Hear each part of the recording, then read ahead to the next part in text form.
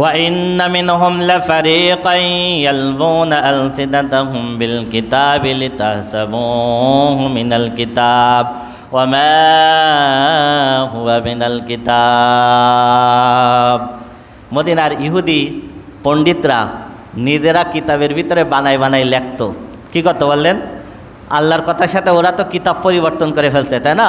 তাওরাত ওরা পরিবর্তন করে ফেলে, ওল্ড টেস্টামেন্ট বানিয়েছে। ইনজিল পরিবর্তন করে নিউ টেস্টামেন্ট বানিয়েছে।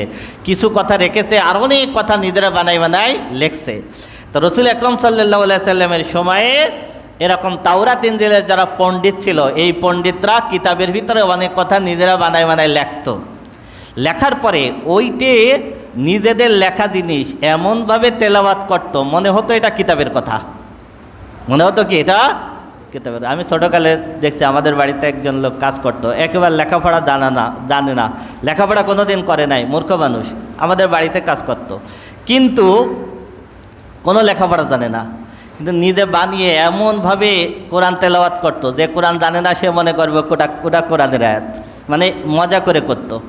তার মানে হলো ইহুদি এবং নাসারা পণ্ডিতরা নিজেরা কিতাব লিখে সেই কিতাব এমনভাবে তেলাওয়াত করত মনে হতো কি এটা কিতাবের অংশ।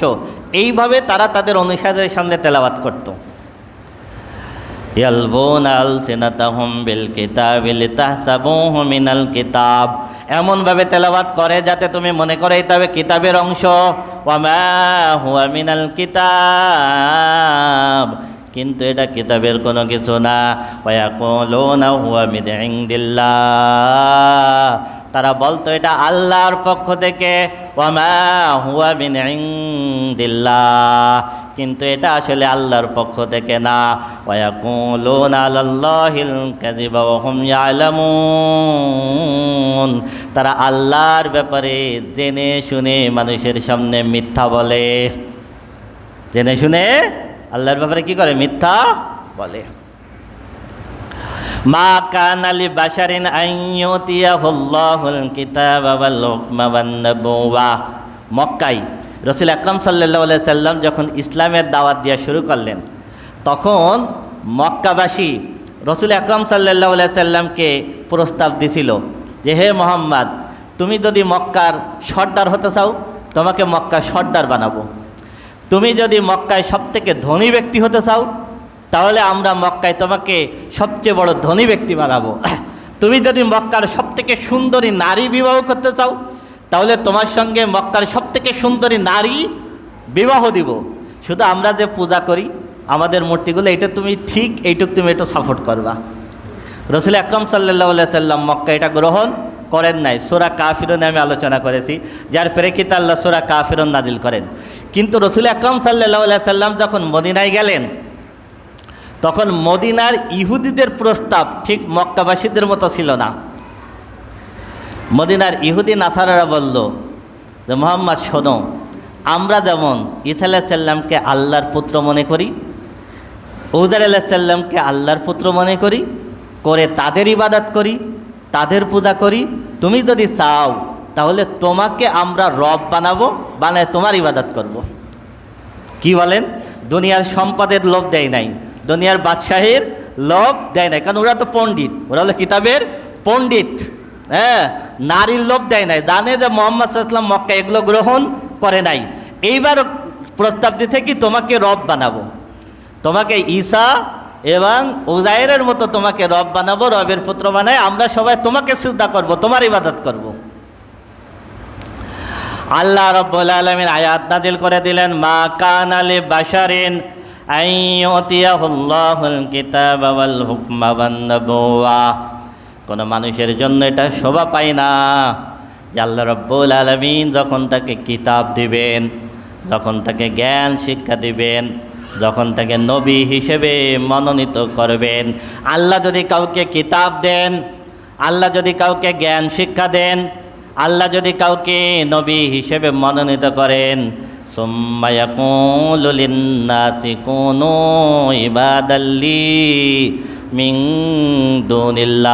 দুনিল্লাহ, আর সেই নবী বলবে আল্লাহ ছাড়া আমার ইবাদত করো, এটা কারোর জন্য শোভা পায় না। সুতরাং তোমরা যে ঈসার পূজা করো, ঈসার ইবাদত করো, ঈসার জন্য এটা শোভা পায় না। তোমরা যে উজাইরকে আল্লাহর পুত্র বলো, উজাইরের জন্য এটা শোভা পায় না। তোমরা মুহাম্মদ সাল্লাল্লাহু আলাইহি ওয়াসাল্লামকে যে প্রস্তাব দিচ্ছ এটাও তার জন্য কি না। কাউকে যদি আল্লাহ কিতাব দেন, জ্ঞান দেন, তাকে নবী হিসেবে মনোনীত করেন, সে কোনোদিন এইটা বলবে না। বরং সে কি বলবে, ওয়ালাকিন কুনু রাব্বানিয়্যিন, বরং আমি যদি কাউকে কিতাব দিই, জ্ঞান দিই, আমি যদি কাউকে নবী বানাই, সে বলবে তোমরা আল্লাহওয়ালা হয়ে যাও। কি বলবে বলেন? রব্বানিয়্যিন, একমাত্র আল্লাহর দাসত্ব করো। সুতরাং ঈসাও ওইটা বলছে, উজাইরও ওইটা বলছে, মুহাম্মদও একই কথা বলবে। মুহাম্মদও কি বলবে? আমার ইবাদত করো, এইটা কোনোদিন বলবে না। বলবে আল্লাহকে রব মানো, আল্লাহকে। বিমা কুনতুম তুআল্লিমুনাল কিতাব ওয়া বিমা কুনতুম তাদরুসুন, যেভাবে তোমাদের কিতাবে ছিল, যেভাবে আমাদের কিতাবে আছে, যেভাবে তোমরা তোমাদের কিতাব তেলাওয়াত করেছো, অধ্যয়ন করেছো, আমরা আমাদের কিতাব অধ্যয়ন করেছি, এইভাবেই নবীরা কথা বলেছে, এইভাবেই নবীরা কথা বলবে। রব হলেন একমাত্র আল্লাহ, রব হলেন একমাত্র। ওয়ালা ইয়ামুরাকুম আন তাত্তাখিযুল মালাইকাতা ওয়ান নাবিয়্যিনা আরবাবা,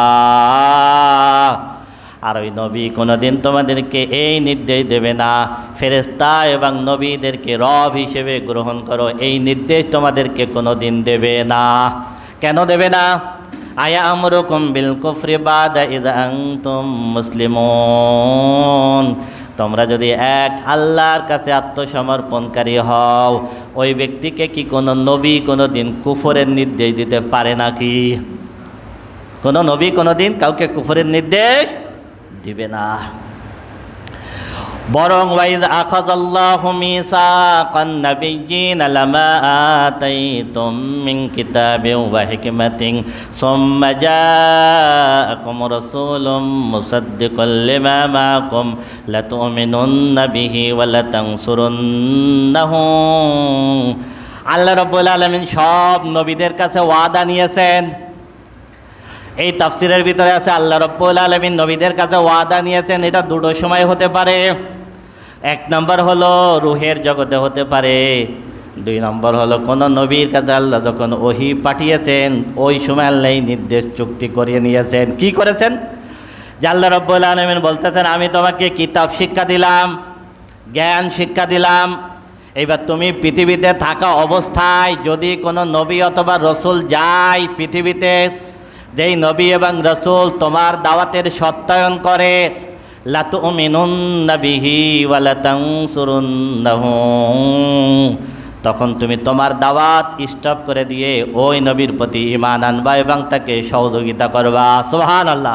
সব নবীকেই নির্দেশ দিয়েছিল যে তোমাকে আমি পাঠাইছি, তুমি দাওয়াত দিচ্ছ, এমন অবস্থায় আমি যদি কোনো রসুল পাঠাই, সেই রসুল যায় যদি কোনো দাওয়াত দেয়, তুমি তোমারটা সাইডে ওই রসুল যেটা বলতেছে ওইটা মানবা।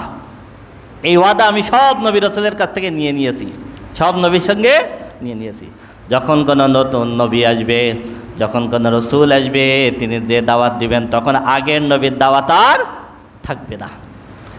সুতরাং শুধু আমি নিয়ে নিয়েছি তা না, ক্বালা আকরারতুম ওয়া আকাযতুম আলা যালিকুম ইসরি, আমি রব্বুল আলামিন নবীদেরকে বলেছি এই কথার উপরে কি তোমরা অঙ্গীকার করতেছ, তোমরা কি স্বীকার করতেছ, তোমরা কি এই প্রস্তাবকে তোমরা গ্রহণ করতেছ? ক্বালু আকরারনা, সব নবী রাসূল বলেছেন হ্যাঁ এইটা আমরা মেনে নিলাম, এইটাই আমরা গ্রহণ করলাম। ক্বালা ফাশহাদু ওয়া আনা মাআকুম মিনাশ শাহিদিন, তখন আল্লাহ বললেন তোমরা মেনে নিলে আর সাক্ষী থাকো, আমিও তোমাদের সাথে সাক্ষী থাকলাম। সুবহানাল্লাহ। এইভাবে সব নবীদের কাছ থেকে ওয়াদা নেওয়া। ফামান তাওয়াল্লা বাদা যালিকা ফাউলাইকা হুমুল ফাসিকুন, তারপরেও যদি কেউ মুখ ফিরিয়ে নেয় তাহলে সে হলো ফাসিক। আফা গায়রা দীনিল্লাহি ইয়াবগুন, তোমরা কি আল্লাহর দিন ছাড়া অন্য কোনো দিন তালাশ করতেছো?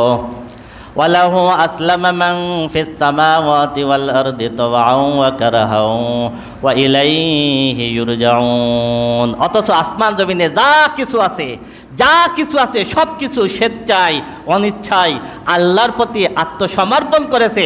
সেই আল্লাহর দিন বাদে অন্য কোনো দিন কি তোমরা তালাশ করতেছো?